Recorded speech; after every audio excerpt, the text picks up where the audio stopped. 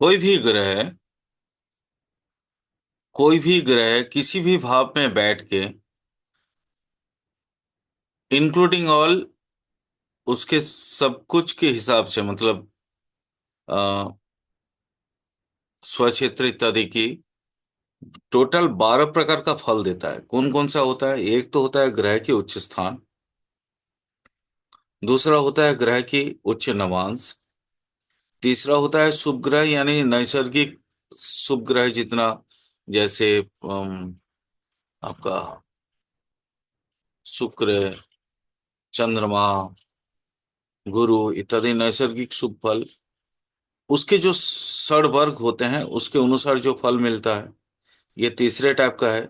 चौथा टाइप का जो है, वह है ग्रह का नीच, नीच का, मतलब नीचस्थ होना या नीच का क्षेत्र के हिसाब से वो एक फल मिलता है। नीच नवांश का एक फल मिलता है।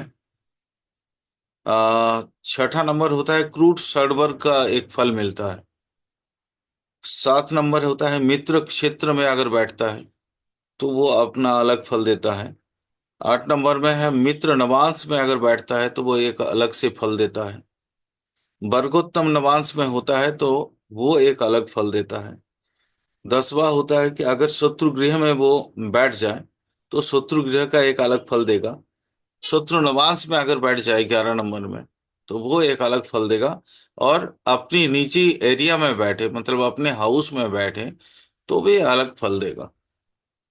एक एग्जाम्पल से इसको समझने की कोशिश करते हैं। मतलब जैसे मान लीजिए लगन में सूर्य बैठा हुआ है। लगन का सूर्य बहुत अच्छा है, ये लगभग सभी एस्ट्रोलॉजर जानते हैं।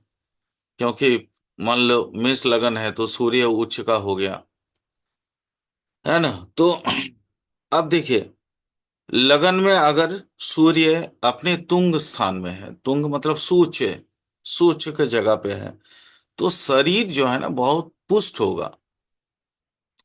इतना पुष्ट होगा कि मतलब वो देख के आपको लगेगा कि बहुत, मतलब एकदम सुदृढ़, जैसे बलशाली, है ना? आजकल के अगर भाषा में बोलो तो एकदम जिम किया हुआ है, एकदम तगड़ा शरीर, जो देख के मतलब आपको लगेगा इसका शक्ति बहुत है, इसका एनर्जी बहुत है, इसका मतलब पावर बहुत है।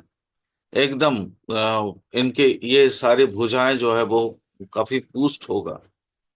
पुष्ट मतलब सुदृढ़ होगा, काफी अच्छा रहेगा। अगर वही सूर्य अगर उच्च नवांश में हो जाए तो शरीर ना काफी रीजू और दृढ़, रीजू मतलब होता है जैसे स्ट्रेट पेड़ होता है ना एक तरह का, देख के एकदम ऐसे लगता है कि कोई है, जो कि मतलब देख के ही लगता है हैंडसम टाइप का कुछ चीजें। ये एक हो गया। मान लीजिए तीसरा नंबर अगर शुभ षडवर्ग में आ गया तो रिजल्ट क्या होगा? सूर्य शुद्ध षडवर्ग में आने से, सूर्य से हम लोग कई सारी चीजें देखते हैं, तो सूर्य आत्मा का भी परिचायक है। तो सूर्य शुभ षडवर्ग में आने से आ, आपको ये समझना चाहिए कि एक विशुद्ध सोल है, एक प्योर सोल है। ठीक है, उसका शरीर चाहे जैसा भी हो, लेकिन आत्मा बहुत अच्छा है। वो आत्मिक तरीक पे, मतलब soulful person is very good. ये एक सबसे बड़ी चीज है। अगर मान लीजिए वही सूर्य नीच में चला गया, यानी तुला राशि में अगर चला जाता, तो फिर क्या होगा? वो रोगी बना रहेगा, हमेशा रोगी बना रहेगा। नीच नवांश में होने से शरीर में ग्लैमर नहीं रहता, एकदम ही नहीं रहेगा। और नीच नवांश बोल दिए, नीच क्षेत्र बोल दी, अगर होता है तो रोगी हो जाता है। वही अगर मान लीजिए क्रूर षड वर्ग में आ जाता है, मतलब जैसे मंगल शनि इत्यादि की वर्ग में अगर आ गया है, तो फिर वो अंधा होगा, है ना? माने उसके आंख का इतना प्रॉब्लम हो सकता है कभी कभी वो मतलब अपने जैसे दिखेगा भी नहीं उसको सामने, या तो काफी जो है आंख का प्रॉब्लम उसके बना हुआ रहेगा। अगर मित्र क्षेत्र में हो, सूर्य के जो मित्र क्षेत्र है, दोस्त वाला एरिया है, उसके घर में अगर हो, तो वो काफी मतलब लंबा होता है, टॉल फूल, है ना, लंबा और एकदम बलिष्ठ टाइप का। ठीक है, जैसे होता है ना, सारे बड़े बड़े लोगों के जो क्या बोलते हैं, हम्म, अरे आजकल वो एक लैंग्वेज आया हो, बाउंसर, बाउंसर, यस, बाउंसर, वो बाउंसर टाइप का होगा। मित्र नवांश में होगा तो उसका चेहरा बहुत अच्छा होगा, ये पूरा फेस जो है काफी अट्रैक्टिव होगा, और इतना अट्रैक्टिव होगा कि मतलब आप जैसे ही देखेंगे लगेगा कि हाँ भाई, इनसे मैं थोड़ा सा जान पहचान अपना बढ़ा लूं। अगर मित्र क्षेत्र में होता है तो मैंने बोला दीर्घकाय होता है। अ, अगर ये अच्छे नवांश में, मित्र नवांश में आएगा तो बहुत अच्छा ये होगा, सुंदर भी बहुत होगा। अगर मान लीजिए वो वर्गोत्तम नवांश में आ गया, वर्गोत्तम नवांश में आएगा, तो एकदम से जैसे एक अगर स्त्री है तो वो जो आजकल का वो चलता है ना, क्या क्या, ऊपर 36, 21, 40, इस तरह, आई डोंट नो, मैंने एग्जैक्टली मैं नहीं जानता हूँ वो सब। ठीक है, मतलब वो एक शरीर का मापदंड है ना, जिससे वर्तमान लोगों ने उसको मापदंड मान लिया। बट हाँ, इतना कह सकता हूँ कि मतलब अगर स्त्री होगी तो बहुत ही आकर्षक होगी, अगर पुरुष होंगे तो भी बहुत आकर्षक, मतलब जिसके ओर आप देखना देखना ही चाहेंगे आप। इतना हैंडसम होगा, इतना मतलब सुंदरी होगी वो, कि आप बिना देखे आप रह भी नहीं सकते हैं।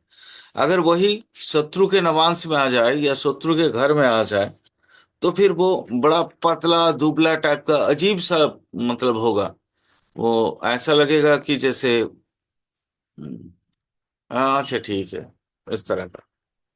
आ, शत्रु के, अगर शत्रु वाला मतलब नवांश में आ जाता है, शत्रु क्षेत्र में आने से ऐसा, शत्रु के नवांश में अगर आ जाता है तो, है ना, दरिद्र होता है वो। दरिद्र, दरिद्र का मतलब होता है गरीब, पुअर, एक नॉर्मल सा पुअर व्यक्ति जिसको कहते हैं। अगर वो अपनी ही राशि में लग्न भाव में आ जाता है, अपनी ही राशि में, जैसे सिंह राशि है उसका, आ जाता है, तो सूर्य ना बिनी बिनयी होगा, हम्बल हो जाएगा, और वो काफी लॉजिकली होगा, लॉजिक वाला व्यक्ति होगा, नीतिज्ञ बोलते हैं उसको।